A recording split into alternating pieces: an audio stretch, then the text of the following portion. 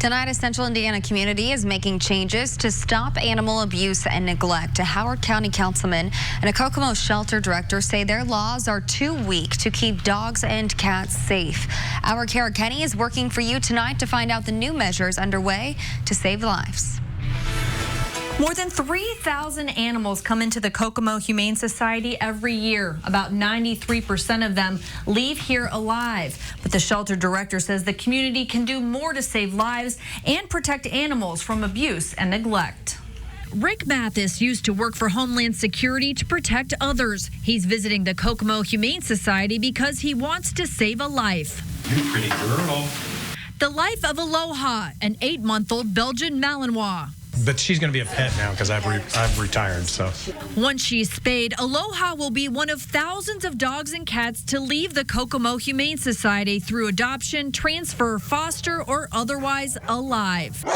I think it's great. Animals have as much right as humans. And I believe that. The 93% live release rate is a significant improvement from when Director Karen Wolf started at the shelter in 2010. Back then, only 37% of animals that came into the shelter survived. The Kokomo Humane Society also serves as animal control. They say they're faced with weak county and city ordinances. They say force them to leave dogs and cats in neglectful situations. There isn't a set temperature that people can't keep their animals outside. We have no control to go in and just take an animal. If it appears, if they have food, water, and shelter, we can't touch them, even if the shelter is a cardboard box. So we need to change some things. They're working with County Councilman John Roberts. I have witnessed animals that were being neglected, but the ordinance didn't cover. There's an empty spot there. It was lacking.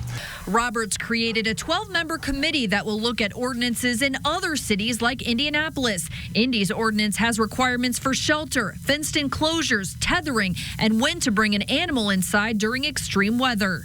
Our hope really, Kara, is to have the best animal ordinance in the state of Indiana. In the meantime, the shelter is trying unconventional methods to increase adoptions, like a cat cafe where you can enjoy coffee and cats.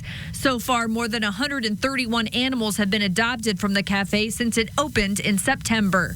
You can help by fostering, adopting, or donating your time or money to a local humane society or animal shelter. Reporting in Kokomo, Kara Kenny, RTV6.